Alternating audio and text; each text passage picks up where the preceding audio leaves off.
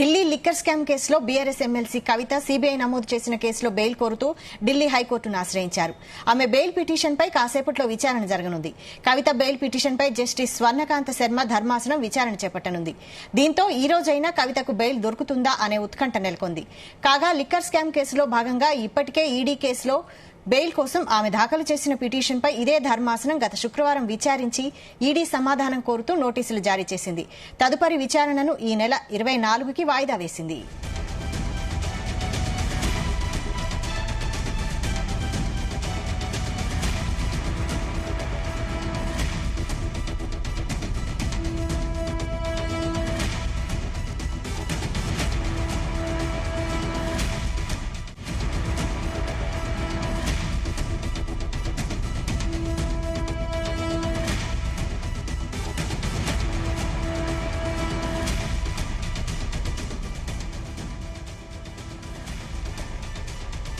Delhi liquor scam కేసులో BRS MLC కవిత CBI నమోదు చేసిన కేసులో బెయిల్ కోరుతూ ఢిల్లీ హైకోర్టును ఆశ్రయించారు. ఆమె బెయిల్ పిటిషన్పై కాసేపట్లో విచారణ జరగనుంది.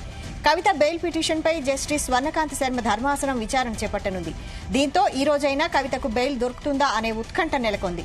కాగా లిక్కర్ స్కామ్ కేసులో భాగంగా ఇప్పటికే ఈడీ కేసులో బెయిల్ కోసం ఆమె దాఖలు చేసిన పిటిషన్పై ఇదే ధర్మాసనం గత శుక్రవారం విచారించి ఈడీ సమాధానం కోరుతూ నోటీసులు జారీ చేసింది. తదుపరి విచారణను ఈ నెల 24కి వాయిదా వేసింది.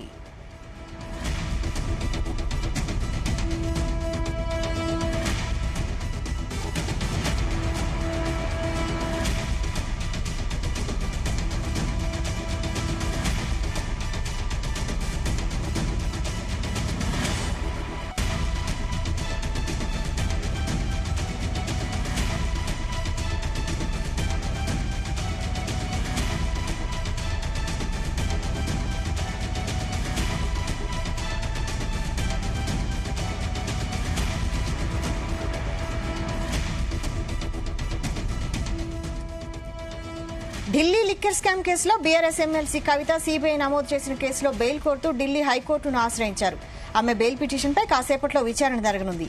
దీనిపై full details crime bureau chief Raviteja అందిస్తారు. రవితేజ, రంజాన్ని కోర్టులో 2 సార్లు దాఖలు చేసినప్పుడు కోర్టు కవిత బెయిల్ పిటిషన్ ని తిరస్కరించడము, మళ్లీ కవిత తరఫున న్యాయవాదులు హైకోర్టుని ఆశ్రయించి కవితకు బెయిల్ పొందేటువంటి అర్హత ఉంది, తన పాత్ర దీంట్లో ఇప్పటి వరకు దర్యాప్తు సంస్థలు బయట పెట్టలేదు, ఆధారాలు కూడా ప్రూవ్ చేయలేదు కాబట్టి కవితకు బెయిల్ మంజూరు చేయండి. కవిత ఒక మహిళకు సంబంధించినటువంటి అనేక సమస్యలు ఎదుర్కొంటా ఉంటుంది.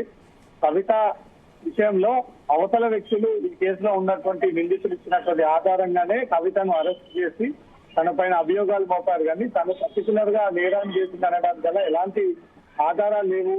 ఈ విషయంపై హైకోర్టు కవితకు బెయిల్ మంజూరు చేయాలంటూ కూడా వేసినటువంటి పిటిషన్ పై మరి కాసేపట్లో విచారణ చెప్పేటువంటి అవకాశం ఉంది. ఇవే కారణాలు రౌజ్ అవెన్యూ కోర్టులో కవిత తరఫున న్యాయవాదులు వాదనలు వినిపించినప్పటికీ కోర్టు అవి కన్సిడర్ చేయకపోగా అది దర్యాప్తు సంస్థ తరఫున వాదించినటువంటి వాదనలు ఏకీభవించి కవిత వేసినటువంటి CBI enforcement directorate bail petition పైన కోర్టు తిరస్కరించడం జరిగింది. వాటిని సవాల్ చేస్తూ హైకోర్టు ని అప్రోచ్ అయ్యి హైకోర్టులో పిటిషన్ దాఖలు చేయడంతో ఈ రోజు విచారణ చేసేటువంటి అవకాశం ఉంది. ఈ రోజు కేసు విచారణ చేపట్టిన తర్వాత కవితకి ఏదైనా బెయిల్ లభిస్తుందా లేదా లోయర్ కోర్టు ఇచ్చిన ప్రకారంగానే కవిత బెయిల్ పిటిషన్ తిరస్కరించి ఈ అంశంలో కవిత కీలకమైనటువంటి వ్యక్తి కాబట్టి బెయిల్ ఇవ్వడం కారణంగా అనేక సమస్యలు తలెత్తేటువంటి అవకాశం ఉన్నట్టు కూడా కవిత తరఫున న్యాయవాదులు వాదనలు వినిపించిన దర్యాప్తు సంస్థ తరఫున న్యాయవాదులు వాదనలు వినిపించిన తర్వాత కోర్టు దర్యాప్తు సంస్థల తరఫున వాదనలు ఏకీభవిస్తే మాత్రం ఖచ్చితంగా కవిత వేసినటువంటి బెయిల్ పిటిషన్ ని మళ్లీ తిరస్కరించి కొట్టువేసేటువంటి అవకాశం ఉంటుంది. కాబట్టి ఏం జరగబోతా ఉంది ఈ రోజు హైకోర్టులో కవిత బెయిల్ పిటిషన్ పై అనేది మాత్రం ఉత్కంఠంగా నెలకొంది. ఇప్పటికే తాను స్టార్ క్యాంపెయినర్ అని, గతంలో 10 ఏళ్ల పాటు ముఖ్యమంత్రిగా చేసినటువంటి కేసీఆర్ కూతురు అని, తను ఈ లోక్సభ ఎన్నికల సందర్భంగా పార్టీ లేకపోయినా జైల్లో ఉంటే మాత్రం పార్టీ తీవ్రంగా నష్టపోయేటువంటి అవకాశం ఉంటుందా లేదు కూడా అనేక కారణాలు చూపించినప్పటికీ కోర్టు అవేవి పట్టించుకోకుండా దీంతో కవిత పాత్ర ఏంటనే దానిపై మాత్రమే విచారణ జరిపి వారికి తాలూకా వివరాలు కూడా స్వీకరించడం జరిగింది. ఇప్పటి వరకు కవిత దర్యాప్తు విషయానికి సంబంధించి స్పెసిఫిక్ గా ఆధారాలు కోర్టుకి ప్రొడ్యూస్ చేయలేకపోయారు.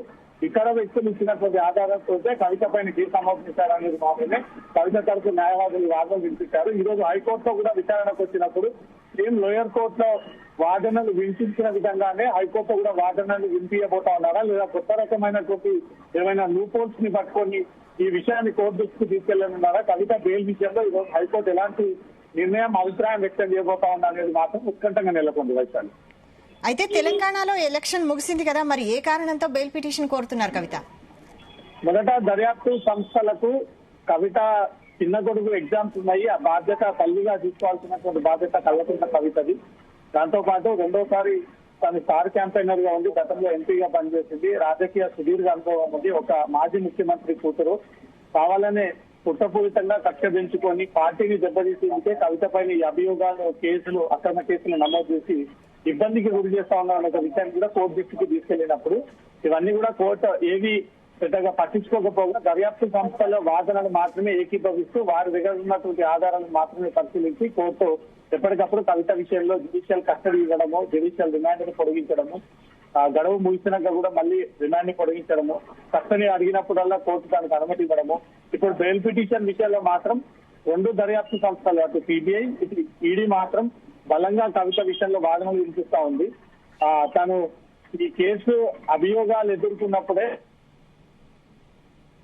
హైదరాబాద్ లో ఎలా వ్యాపారం చేసుకుంటావంటూ ఆ రకంగా బెదిరించినటువంటి కవిత ఇప్పుడు బెయిల్ లభిస్తే మాత్రం ఖచ్చితంగా దీంట్లో సాక్ష్యాధారుల్ని నిందితులను బెదిరించి తారుమారు చేసేటువంటి అవకాశాలు ఉన్నాయన్న ఆధారాలతో సహా దర్యాప్తు సంస్థలు ఈ విషయాన్ని కోర్టు దృష్టికి తీసుకెళ్తా ఉన్నారు. కాబట్టి ఈ రోజు హైకోర్టు కూడా ఏం జరగబోతా ఉంది, కవితకు బెయిల్ లభిస్తా ఉందా లేదా కవిత బెయిల్ ని తిరస్కరిస్తారా అనే దాంట్లో మాత్రం ఉత్కంఠంగా నెలకొంది. బీఆర్ఎస్ క్యాడర్ అయితే ఉత్కంఠంగా ఎదురు చూస్తా ఉన్నారు. ఈ రోజు హైకోర్టులో బెయిల్ లభించినట్టయితే మాత్రం కవిత తిహార్ జైలు నుంచి విడుదలయ్యి నేరుగా హైదరాబాద్ ఇచ్చేటువంటి అవకాశం ఉంది. ఆ బెయిల్ మంజూరు చేసేటప్పుడు షరతులతో కూడినటువంటి బెయిల్ ని మంజూరు చేస్తారా లేదా సాధారణ బెయిల్ ని మంజూరు చేస్తారా అనే దానిపై మాత్రం ఇంకా క్లారిటీ రావాల్సి ఉంది. Right, thank you Raviteja.